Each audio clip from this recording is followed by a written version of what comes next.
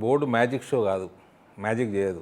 Board చేయాల్సిన పని పంట కోతలు అయిపోయాక బోర్డు పని మొదలవుతుంది. బోర్డు చేయాల్సిన పని పసుపు బోర్డు అయినా స్పైసెస్ బోర్డు అయినా, స్పైసెస్ బోర్డు విస్తీర్ణత పెద్దది. ఇప్పుడు ఒక మార్కెటింగ్ చేయడానికి మన పంటని ఇప్పుడు కిసాన్ రైలు ఉంది, కిసాన్ రైల్లో పసుపుని మనము బంగ్లాదేశ్కి పంపాలన్నా లేదా ఇంకెక్కడనో పంపాలన్నా, మన జగిత్యాల నుంచి మ్యాంగోస్ని చెన్నైకి పంపిండ్రు, ఎక్కడికైనా ఎక్స్పోర్ట్ చేయడానికి లాజిస్టికల్ సపోర్ట్ కోసము ఈ బోట్స్ పనిచేస్తాయి.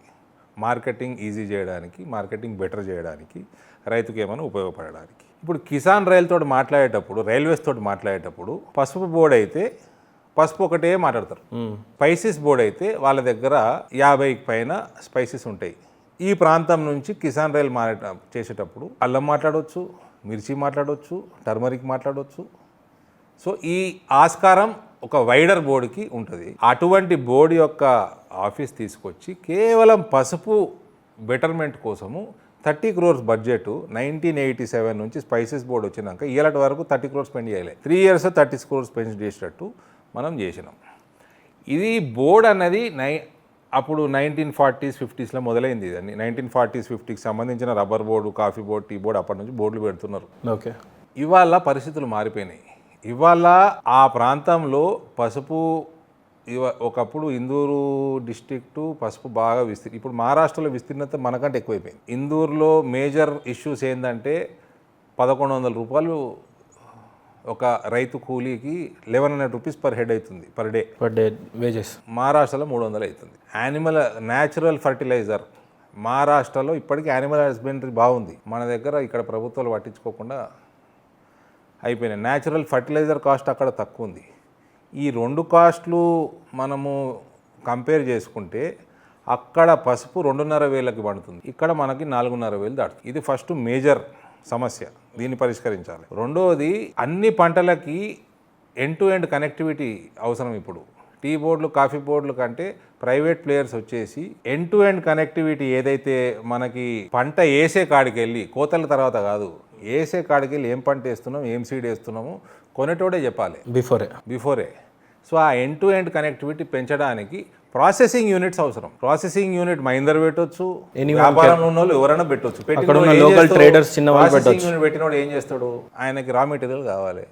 రా మెటీరియల్ ఎవరి దగ్గర తెచ్చుకోవాలి, రైతు దగ్గర. ఏం రా మెటీరియల్ కూడా ఆయనకు తెలుసు. ఏం రా మెటీరియల్ ఎక్కడ అమ్మాలనో, ఏ పంట క్వాలిటీ ఎక్కడ అమ్మాలనో, ప్రపంచంలో ఎక్కడ పంపించాలనో ఆయనకు ముందే బిజినెస్ ప్లాన్ ఉంటుంది.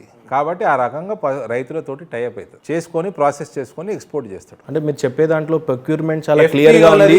ఎఫ్పిఓలది ఫ్యూచర్ అంతా ఎఫ్పిఓలో ఉన్నది. ఎఫ్పిఓలతోటి ఇటువంటి ప్రాసెసింగ్ యూనిట్స్ టైఅప్ ఈ లైన్స్లో పనిచేయాలి. ఈ లైన్స్లో పనిచేయాలంటే ఇవాళ ఎఫ్పిఓలని కేంద్ర ప్రభుత్వం ప్రమోట్ చేస్తున్నది. రాష్ట్ర ప్రభుత్వం ఎఫ్పిఓలను ప్రమోట్ చేస్తే కేంద్రంలో ఉన్న పార్టీలు, ప్రభుత్వంలో ఉన్న పార్టీలకు అడ్వాంటేజ్ అవుతుందని రైతు వేదికలు అంటాడు, ఇంకేదో అంటాడు, డైవర్షన్ ట్యాక్స్. ఎఫ్పిఓలను ఎదగనిస్తలేడు. అంటే ఒక విషయం అరవింద్ గారు, ఇక్కడ ప్రొక్యూర్మెంట్ చాలా ఈజీగా అయిపోయింది, ఎక్స్పోర్ట్ కూడా చాలా ఈజీగా అయిపోయింది ఇక్కడ నుంచి. ఇంకా రైతులకు అక్కడ ఉన్న సమస్య ఏంటి? స్టిల్ వాళ్ళు మీ మీద పోరాడడానికి నా మీద రైతులు ఏం పోరాడతలేరు. అంటే రీసెంట్గా మీరు చూసినట్లయితే పులంగ్ చౌరస్తాలో అక్కడక్కడ మీ మీద పసుపు బోర్డు తెస్తా అన్న ఎంపీ ఇదే బోర్డు అని చెప్పటం, బీఆర్ఎస్ పార్టీ పెట్టి నిజంగానే సమస్య. దానికి నాకు చెంప చెల్లుమంటే మీ దవడ పనులు రాలుతాయి అన్నట్టు మా వాళ్ళు కూడా నెక్స్ట్ డే పెట్టినరు. వాళ్ళు రైతులు అంటారు, మేము ప్రజలు అంటాము. ప్రజలకు తెలియదా ఎవరు పెట్టినరు? నిజంగానే అక్కడున్న రైతులకు ఇబ్బందులు అయి ఉంటే వాళ్ళు చాలాసార్లు ధర్నా చేసేవాళ్ళు. మరి ఎప్పుడు పసుపు బోర్డు వాళ్ళు చేసినట్టయితే కనపడలేదు. రైతులు నీకంటే నాకంటే ఎక్కువ అవగాహన ఉన్న వాళ్ళు, సమయం కూడా తక్కువ ఉంటుంది వాళ్ళ దగ్గర. వాళ్ళ అవగాహన బ్రహ్మాండంగా ఉంటుంది. వాళ్ళకి సమయం తక్కువ ఉన్న కరెక్ట్ సమయంలో ఏం చేయాలో చేస్తారు వాళ్ళు. కానీ పసుపు అయితే ఒక మ్యాథమెటికల్గా చూస్తే మొన్న 93 నుంచి 94 వేల ఓట్లు రైతులు ఓట్లు వేసుకున్నారు. వాళ్ళు వేసుకున్నారు. వాళ్ళు బీజేపీకి ఓటు వేయలేదు, వాళ్ళు టీఆర్ఎస్ పార్టీకి కూడా ఓటు వేయలేదు. వాళ్ళు ఓటు వేసుకొని వాళ్ళ బలం నిరూపించారు. వాళ్ళు ఎందుకు వేసిండ్రు? అక్కడ సమస్యలు పెరుగుతున్నాయి, ఎర్రజొన్న సమస్యలు కూడా పెరుగుతున్నాయి. అప్పుడు ఎర్రజొన్న పసుపు రెండు కలిపి చేసిర్రు. అది సమస్యలు పెరుగుతున్నాయి, రాష్ట్ర ప్రభుత్వం నుంచి ఎటువంటి సహకారం దొరకలేదని వ్యతిరేకంగా వేసారు.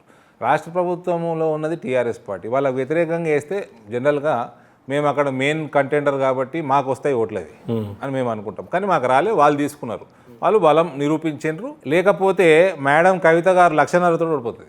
ఇప్పుడు 72-73 ఓడిపోయింది, అప్పుడు 1,50,000తో ఓడిపోతుంది. అప్పుడు నామినేషన్ వేసిన కొంతమంది రైతులు కూడా బీజేపీకి జాయిన్ అయ్యారు అని చెప్పేసి వార్తలు వచ్చినాయి. సుమారు 75-76 మంది రైతులు, ఇంక్లూడింగ్ రైతు ఐక్యవేదిక అధ్యక్షుడు తిరుపతి రెడ్డితో పాటు అటు జగిత్యాల నుంచి మొదలు పెడితే ఇటు ఆరుమూరు బాల్కొండ దాకా రైతులు చాలామంది, 76 మంది, 178లో 76 మంది బీజేపీ జాయిన్ అయ్యారు. అంటే 178 మందిలో అందరూ కూడా రాజకీయాలు చేస్తారన్న ఇది లేదు కదా, గ్యారెంటీ లేదు కదా. కొందరు రాజకీయాలకు దూరంగా ఉంటారు. గ్రామ పంచాయతీలు, ఆ రోజు సొసైటీలు వాళ్ళందరూ నిలబెట్టిన అదర్వైజ్ పాలిటిక్స్కి దూరం ఉంటారు. వాళ్ళు మినహా పొలిటికల్గా కొద్ది గొప్ప ఇంక్లినేషన్ ఉన్న వాళ్ళు అందరూ బీజేపీ జాయిన్ అయ్యారు. రేపు ధర తగ్గింది, ఏదో కారణం వల్ల పోయిన 2 సంవత్సరాలు ధర 8,000-9,000 పైన వచ్చింది. ఈసారి ధర తగ్గింది. ఇట్లాంటప్పుడు ఏం చేయాలండి? ఎంఐఎస్ పథకం కింద డబ్బులు ఇవ్వాలి. ఎంఐఎస్ పథకం కింద డబ్బులు కేంద్రం ఇస్తా అంటే కనీసం ప్రపోజల్ కూడా పంపుతలేరు వీళ్ళు. It is so simple. ఓ 2,000-3,000 అదనంగా ఇద్దాము, ఈ సంవత్సరము ఇబ్బందులు పడేది.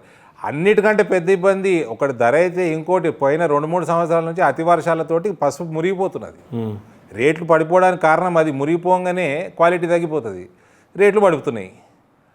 అటువంటి సమయంలో నా ఫసల్ బీమా లేదు, రేట్లు తగ్గిపోతే ఎంఐఎస్ పథకం ఇంప్లిమెంట్ చేయడు. మరి ఈయన మేనిఫెస్టోలో ఎంఐఎస్ పథకం ఇంప్లిమెంట్ చేస్తా అంటాడు, ఈయన బడ్జెట్లో ఎంఐఎస్ పథకంకి డబ్బులు కేటాయిస్తాడు, రూపాయి ఖర్చు పెట్టాడు.